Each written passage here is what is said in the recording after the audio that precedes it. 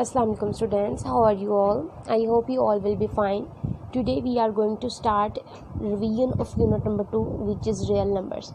Students, let's start our unit with the definition of irrational numbers. Here is the definition of irrational numbers: the numbers which cannot be written in the form p over q, where p, q element of z and q not equal to 0 are called irrational numbers. Here is the definition, and here are the examples of irrational numbers: square root 2, square root 5 over 7 and square root 2 over 3 are examples of irrational number. Students, the set of irrational numbers is denoted by q dash, and here there is another definition of irrational numbers. It can also be defined as the number whose decimal representation is non-terminating and non-recurring is called irrational number. Now students, let's move towards our next definition. Here is the definition of real numbers. We define the set of real numbers as the union of the set of rational numbers q and the set of irrational numbers q dash is called the set of real numbers and is denoted by r.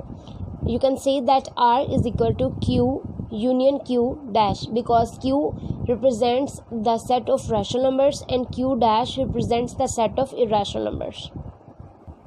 Now students, here is the demonstration of terminating and non-terminating fraction with repeating and non-repeating decimals. First we will learn about the terminating decimal fraction. Here is the definition: the decimal fraction in which the number of digits after the decimal point is finite, or while converting a rational number into a decimal fraction the division process ends, then it is called the terminating decimal fraction. Students, as you can say that, and you can easily understand by its name, that when the division process completely end, then it is known as terminating decimal fraction. Here is the examples of terminating decimal fraction: 0.25, 3.125 and 0.0625 are also the example of terminating decimal fraction. Here is the definition of non-terminating with repeating and non-repeating decimal fraction: the decimal fraction in which the number of digits after the decimal point is infinite, or while converting a rational number into a decimal fraction the division process does not end and none of the digits is being repeated, then it is called a non-terminating and non-repeating decimal fraction. Now students, here is our example number 4: convert common fraction 1 over 9 to decimal.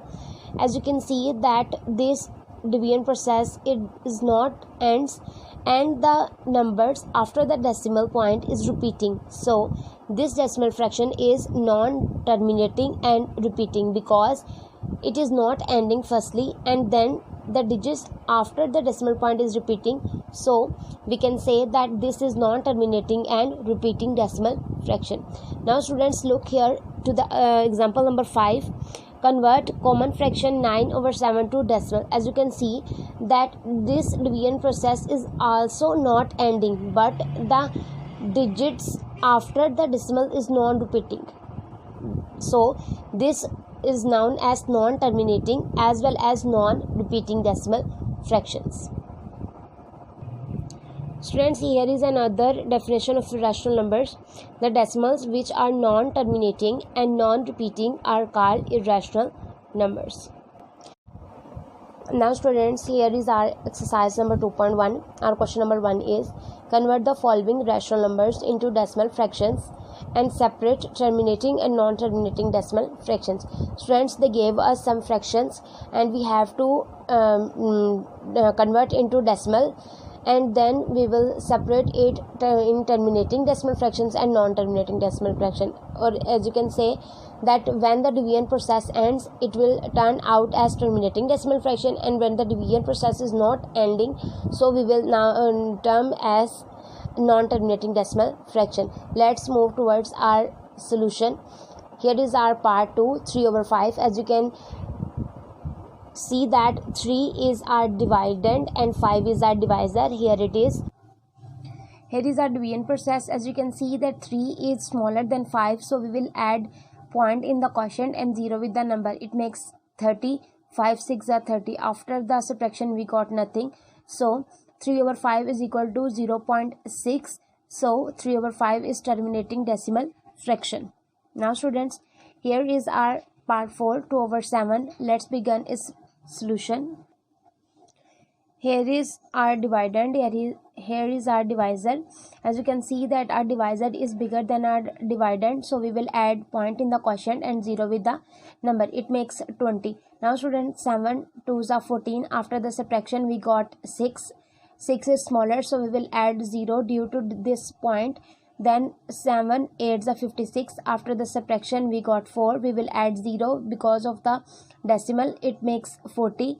When we multiply 7 with 5 we got 35. After the subtraction we got 5. As you can see that this division process is continuing, so we will write 2/7 is equal to 0.285 continues. So you can say that 2/7 is non-terminating decimal fraction because its division process is not completely end. Here is our part 6, 8/5. Here is our solution. 8 is our dividend and 5 is our divisor. 5 1s are 5. After the subtraction we got 3, which is smaller than 5, so we will add point in the quotient and 0 with the number. It makes 30. 5 6 are 30. After the subtraction we got nothing. As you can see that this division process and so this is our terminating decimal fraction, so we will write 8/5 is equal to 1.6. so 8/5 is terminating decimal fraction, which is our answer statement.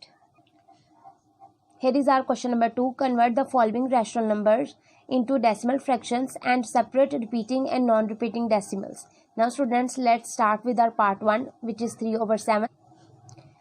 Here we will write 3 and here we will write 7. As you can see that 3 is smaller than 7.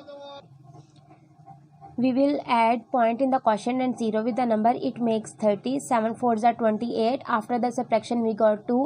We will add 0 with the number because 2 is smaller than 7. Then students, 7 2s are 14. After the subtraction we got 6, which is smaller. Then we will add 0 with it. It makes 60. 7 8s are 56. After the subtraction we got 4. And as you can see that 4 is smaller than 7, so we will add 0 with the number. It makes 40. 7 5s are 35. After the subtraction we got 5. 5 is smaller, we will add 0 with it. It makes 50. Then 7 7s are 49. After the subtraction we got 1. We will add 0 with the number. It makes 10. Then 7 1s are 7. After the subtraction we got 3. We will add 0 because 3 is smaller than 7. It makes 30. 7 4s are 28. After the subtraction we got 2. We will add 0 with the number. It makes 20. Then 7 2s are 14. After the subtraction we got 6. As you can see students that this division process is not ending and the number after the decimal is repeating. As you can see that here is 4 2 8 5 7 1 and after that the numbers get repeated. As you can see that 4 2 again. So we will write 3/7 is equal to 0.4285714. 2 continues, so 3/7 is repeating decimal, which is our answer. Now students, here is our part 3, 6/8. 6 is our dividend and 8 is our divisor. Here we will write 6 and here we will write 8. As you can see that 6 is smaller than 8, so we will add point in the quotient and 0 with the number. It makes 60. Now students, 8 7s are 56. After the subtraction we got 4. We will add 0 due to the point. It makes 40. Then 8 5s are 40. After the subtraction we got nothing. As you can see that when we divide 6 and 8 we got 0.75. As you can see that this decimal fraction is terminating, but in question they ask us whether the decimal fractions are repeating and non-repeating, but this question does not fulfill our requirement, so we will write so 6/8 is none because it is not a repeating and non-repeating decimal fraction, whereas it is terminating. But in question statement they only ask us whether they are repeating or non-repeating. That's why we will write here none. Now students, we will continue with our part 5, which is 1/7. Let's begin our solution. Here is our 1 and here is our 7. 1 is smaller than 7, so we will add point in the quotient and 0 with the number. It makes 10. 7 1s are 7. After the subtraction we got 3. We will add 0 with the number. It makes 30. 7 4s are 28. After the subtraction we got 2. We will add 0 with the number. It makes 20. 7 2s are 14. After the subtraction we got 6. We will add 0 with the number, it makes 60. 7 8s are 56. After the subtraction we got 4. We will add 0 with the number, it makes 40. 7 5s are 35. After the subtraction we got 5. We will add 0 with the number, it makes 50. 7 7s are 49. After the subtraction we got 1. We will add 0 with the number, it makes 10. Then 7 1s are 7. After the subtraction we got 3. We will add 0 with the number, it makes 30. 7 4s are 28. After the subtraction we got 2. As you can see, student, this division process is not ends, but the numbers after the decimal is repeating. So this is our repeating decimal fraction. We will write its answer statement as 1/7 is equal to 0.14285714 continues. So 1/7 is repeating decimal. This is our answer statement. Now at 7 25/8. 25 is our dividend and 8 is our divisor. Here it is. 8 3s are 24. After the subtraction we got 1. 1 is smaller than our divisor, so we will add point in the quotient and 0 with the number, it makes 10. Then students, 8 1s are 8. After the subtraction we got 2 and add 0 with the number, it makes 20. 8 2s are 16. After the subtraction we got 4. We will add 0 with the number, it makes 40. 8 5s are 40. After the subtraction we got nothing. As you can see that 25/8 is equal to 3.125. This division process, and this is terminating decimal fraction. But as I told you earlier that in this question they told us only whether these decimal fractions are repeating or non-repeating. So this is not related to repeating and non-repeating. So we will write 25/8 is none. Now students, let's move towards our next part. Here is our part 9. 13/4. 13 is our dividend and 4 is our divisor. 4 3s are 12. After the subtraction we got 1. We will add point in the quotient and 0 with the number, it makes 10. 4 2s are 8. After the subtraction we got 2. We will add 0 with the number, due to this decimal it makes 20. 4 5s are 20. After the subtraction we got nothing. As you can see that 13/4 is equal to 3.25. This division process ends, so we will write 13/4 is none, as I told you in the last part. Here is our part 11. 29/2. Here is the division process. We will divide 29 with 2. 2 1s are 2. After the subtraction we got nothing. We will write 9 from the above.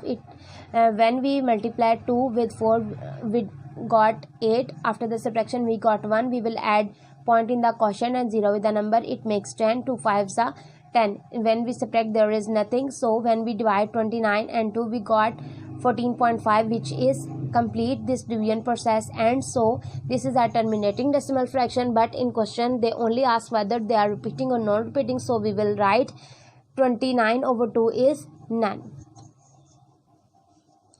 Here is our part 12.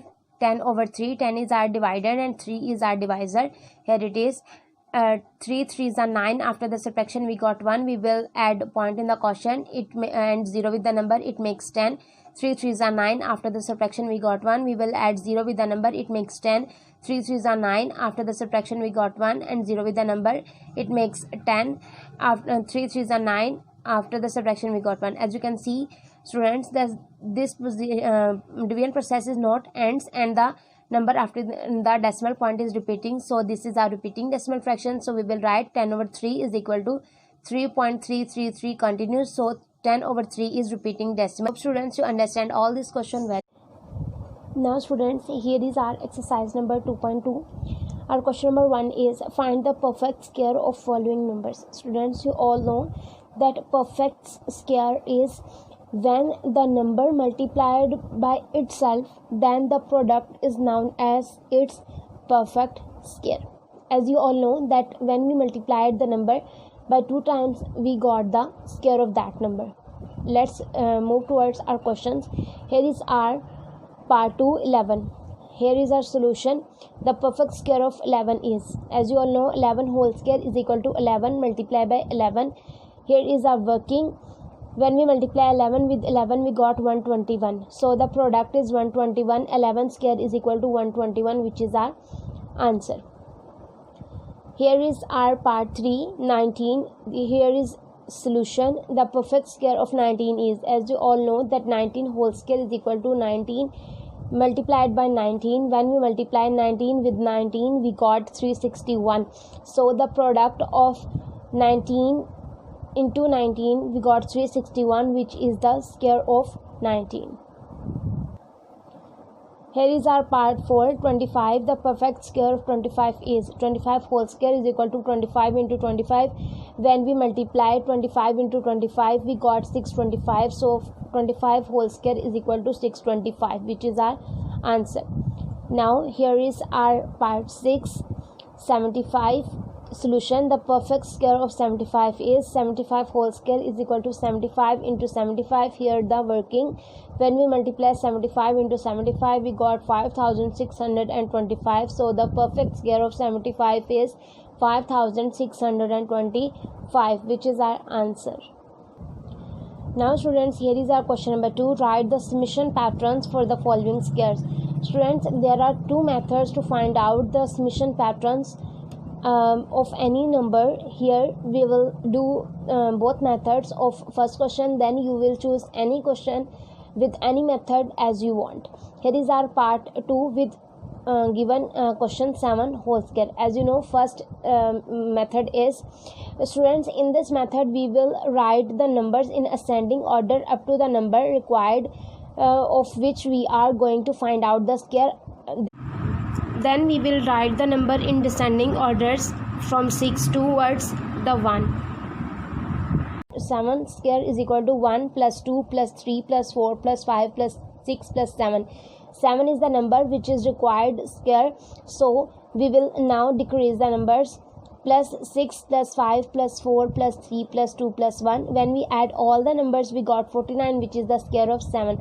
So this is our first method to find out the square by summation patterns. Now students, let's move towards the second method. Students, in this method we will write down the only odd numbers, the sum of odd numbers up to the required number. As you can see that we have to find out the 7 squares, so we will write first 7 odd numbers. Here you can see that 1 plus 3 plus 5 plus 7 plus 9 plus 11 plus 13. These are the first 7 odd numbers. When we add all of them, we got 49, which is the square of 7. So students, this is the second method to find out the square of number by summation pattern. You can choose any method. Now students, let's move towards our part 4, which is 5 square.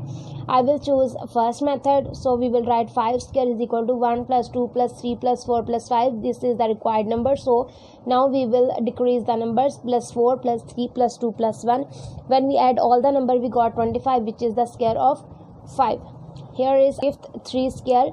Here is the solution. 3 square is equal to 1 plus 2 plus 3 plus 2 plus 1. When we add all the numbers, we got 9, which is the square of 3. Here is our part 6, 8 square. 8 square is equal to 1 plus 2 plus 3 plus 4 plus 5 plus 6 plus 7 plus 8. This is the required number. So now we will decrease the numbers. Plus 7 plus 6 plus 5 plus 4 plus 3 plus 2 plus 1. When we add all the numbers, we got our square, which is 64. So 8 square is equal to 64, which is our answer.